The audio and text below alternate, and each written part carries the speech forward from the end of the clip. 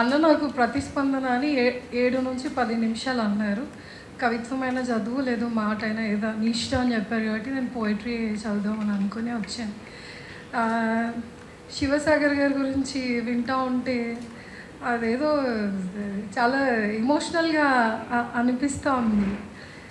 ఇప్పుడు అంటే మా తరానికి మేము అలా కూర్చొని మాట్లాడుకునే వాళ్ళు ఎవరు లేరే, చెప్పే వాళ్ళు ఎవరు లేరు, అంత అనుభూతులు షేర్ చేసుకోవడానికి అంత ఆస్కారం లేకుండా ఉంది అనే ఒక బాధ కూడా ఉంది.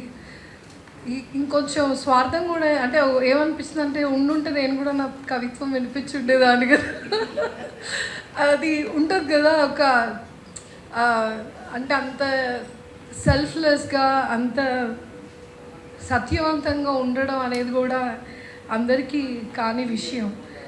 అయితే నేను ఒక 2-3 కవితలే చదువుతాను శివసాగర్ గారి కవిత్వం నుంచి. కవిత శీర్షిక జీవితమా నా యవనాన్ని తిరిగి నాకివ్వు. జీవితమా నా యవనాన్ని తిరిగి నాకివ్వు. పొదలో పొంచి ఉన్న అడవి ఎలుగు నాపై క్రూరాతి క్రూరంగా దాడి చేసే వేళ, నడిరాత్రి వెన్నెలమ్మ నిశ్శబ్దంగా నా దరి చేరి ప్రేమతో నన్ను సాదరంగా అనునయించే వేళ, జీవితమా నా యవనాన్ని తిరిగి నాకివ్వు.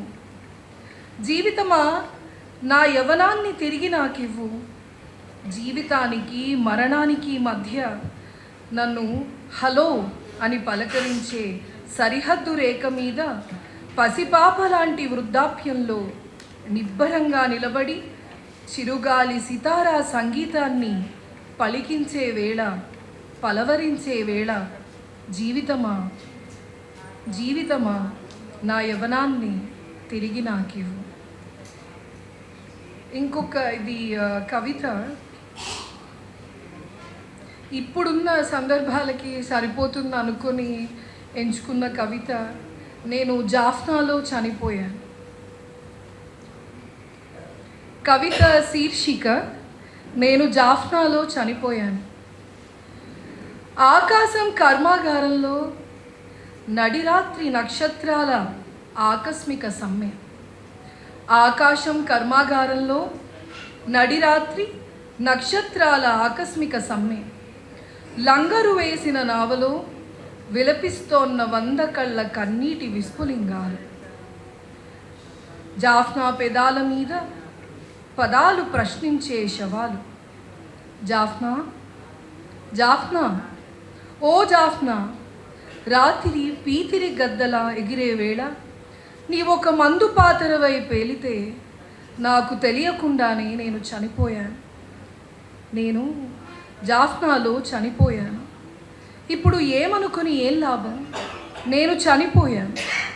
వైజయంతి ట్యాంకుల్లో, హెలికాప్టర్ బ్యాటిల్షిప్లో, ఈస్టర్న్ నేవీ ఫ్లీట్లో టన్నుల కొద్దీ మందుగుండు లాంటి శాంతిని మోసుకెళ్ళి చివరకు మందుపాతరకు బలైపోయాను. నా దేశం కాని దేశంలో జాఫ్నాలో నేను హీనంగా చనిపోయాను. ఇప్పుడు బాబునియా అడవుల్లో పులులపై కాల్చిన ప్రతి తూట తిరిగొచ్చి మమ్మల్నే పలకరిస్తోంది. ఉరుంపిరాయిలో పరుందు పక్షి మమ్మల్ని వెంటబడి వేధిస్తోంది. ఎగిసే అలలపై ఎగిరే కడల్పరవై మమ్మల్ని చూస్తేనే కన్నెర్ర చేస్తుంది. కోయిల్ కులంలో విరబూసిన కాట్టు మల్లి పూపామై పడగ విసిరి కాటేస్తుంది. ఇక్కడ సైనైడ్ శివకుమార్ చిత్రపటం ప్రతి మలుపులోనూ ప్రత్యక్షమై నవ్వుతూ మమ్మల్ని భయపెడుతుంది. యాల్పానా విశ్వవిద్యాలయం విశ్వరూప సాక్షాత్కారం చేస్తుంది. ట్రింకోమలి హార్బర్లో మేము కాలు పెట్టినప్పుడు సామంతి పూదండలు వేసిన హస్తాలే ఇప్పుడు మా మెడకు ఉరితాళ్లు బిగుస్తున్నాయి. హారతి పట్టిన చేతులే ఆయుధాలు ధరిస్తున్నాయి. క్లీన్ విచ్చిలో, అంపైర్లో, తల్లి పళ్ళాయిలో, పులింపాయిందర్లో, తలైమన్నార్లో రణం మా పాలిట మరణమయ్యింది. క్యాంపు నుండి బయటకు వెళితే తిరిగి వస్తామని లేదు. మందు పాతర పేలుతుందనో, బూచీ ట్రాప్లో ఇరుక్కుంటామనో ఇది పులి పన్నిన పద్మవ్యూహం. ఇది ఏ చక్రధారి లేని గజేంద్ర మోక్షం.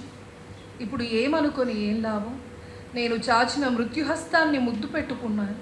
జాఫ్నాలో మందు పాతరలా పేలిపోయాను.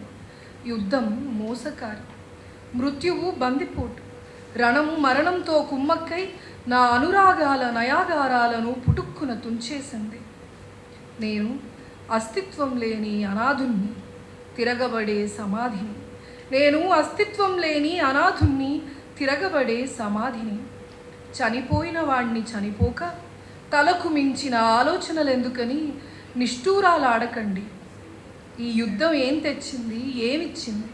అర్ధనగ్నంగా ఆరిన కొవ్వొత్తులు, పొగచూరిన వెన్నెల రాత్రులు, ఉరితీయబడ్డ అనురాగాలు, కన్నతల్లి పీడకలలో కదిలే కళ్ళ దృశ్యాలు, ముళ్ళ తీగలపై ఆరేసిన శవాలు, కళేబరాల హాహాకారాలు, అస్థిపంజరాల ఆర్తనాదాలు, పకాలుమని నవ్వే కపాలాలు, తెగిన ఉయ్యాలలో పగిలిన పసిపాప కేరింతలు. ఈ యుద్ధం ఏం తెచ్చింది, ఏమిచ్చింది? కీకారణ్యంలో ఎముకల రటను, వృధాగా పారే నెత్తుర్లు, నెత్తురు కక్కే నక్షత్రాలు, ముసురుకొస్తున్న మృత్యుకేలి, వినిపించని కన్నీళ్ల కాహాలు. ఏమైతేనేం, నేను చనిపోయాను. బ్రతికున్న వాళ్ళు మీరైనా చెప్పాలి. వచ్చే వసంతానికైనా ఈ శిశిరం ముగుస్తుందా? మన సైన్యం తిరుగళ్ళది పరవళ్ల ముందు ఎన్నటికైనా నిటారుగా నిలబడగలుగుతుందా? ఈ చీకటి సారంగానికి చివరెక్కడా? ఈ యుద్ధం ఖరీదెంత? నా దేశం సరిహద్దు లేడా? చనిపోయిన వాణ్ణని మరీ అంత చులకనగా చూడకండి. చనిపోయిన వాణ్ణని మరీ అంత చులకనగా చూడకండి. చనిపోయిన వాడు ఎందుకు కొరగాడని నిర్లక్ష్యం చేయకండి. చనిపోయిన వాళ్ళు ఏడవగలిగితే నింగిని నేలను కలిపే కుంభపోత వర్షం అవుతుంది. చనిపోయిన వాళ్ళు ఏడవగలిగితే నింగిని నేలను కలిపే కుంభపోత వర్షం అవుతుంది. చనిపోయిన వాళ్ళు నవ్వగలిగితే నరకం శారదారాత్రి వెన్నెలవుతుంది. చనిపోయిన వాళ్ళే ఆకాశ అద్దంలో మృత్యు సౌందర్యాన్ని తిలకించి పులకించగలరు. చనిపోయిన వాళ్ళే ఆకాశం అద్దంలో మృత్యు సౌందర్యాన్ని తిలకించి పులకించగలరు. చనిపోయిన వాళ్ళే మృత్యు వైభవంలో కాలు మీద కాలేసుకొని నిరవధికంగా నిద్రించగలరు. చనిపోయిన వాళ్ళు ఏం చేసినా చేయలేకపోయినా నిజం చెప్పగలరు. మనుగడ లేని గడసరిని చెబుతున్నాను వినండి. ముసుగులోని కసాయి సిపాయి అని ప్రాణమిచ్చి నిజం తెలుసుకున్న వాణ్ణి చెబుతున్నాను వినండి. రగిలే యుగ శిరస్సుపై వికటంగా విరగబడి నవ్వే ముళ్ళ కిరీటం. ఈ జాఫ్నా పుట్టుకముందే చనిపోయినట్లు ఈ యుద్ధాన్ని ప్రారంభించకముందే మనం ఓడిపోయాం. కథన రంగంలో కాలు పెట్టినప్పుడే కందకంలో కూరుకుపోయాం. పూరించకముందే రణశంఖం తునాతునకలయింది. మోగించకముందే రణభేరి బద్దలయింది. సారించకముందే విల్లు విరిగిపోయింది. ఆకాశంలో మార్షల్లా ప్రకటించి సూర్యున్ని టార్చర్ ఛాంబర్లో తలకిందులుగా వేలాడదీసి చందమామ వెన్నెల్ని కోర్ట్ మార్షల్ చేసినా ఈ వైతరిణిని దాటలేం. ఈ అధర్మ యుద్ధాన్ని ఇక ఈదలేం. రణరంగంలో రాలిన తొలినెత్తురు బొట్టును నేను అగ్నిశిఖపై నిలబడి చెబుతున్నాను వినండి. ఏడిస్తే గర్వంగా ఏడవండి. అస్తిత్వం లేని అనాథున్నైనా నిశ్చల నినాదాన్ని నేను, శ్వాస కోల్పోయిన శాసించగల సమర్థుణ్ణి. జీవితంలో జీవించమని మిమ్మల్ని శాసిస్తున్నాను. జీవితంలో జీవించమని మిమ్మల్ని శాసిస్తున్నాను. జీవితాన్ని ప్రేమించమని శాసిస్తున్నాను. జీవితం ఒకే ఒక్కసారి అందుకునే బహుమతి.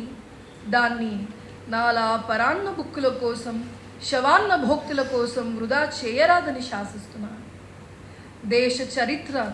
దేశ చరిత్రను నిజమైన నేత్రాలతో పదిలంగా నేయమని వేడుకుంటున్నాను. దేశ చరిత్రను నిజమైన నేత్రాలతో పదిలంగా నేయమని వేడుకుంటున్నాను. చివర ఒక్క కవిత చదివి, ఇది మీ అందరికీ నోటికొచ్చిన కవిత అయి ఉంటుంది. కవిత శీర్షిక అమరత్వం. విత్తనం చనిపోతూ పంటను వాగ్దానం చేసింది. విత్తనం చనిపోతూ పంటను వాగ్దానం చేసింది. చిన్నారి పువ్వు రాలిపోతూ చిరునవ్వుతో కాపును వాగ్దానం చేసింది. చిన్నారి పువ్వు రాలిపోతూ చిరునవ్వుతో కాపును వాగ్దానం చేసింది. అడవి దహించుకుపోతూ దావానలాన్ని వాగ్దానం చేసింది.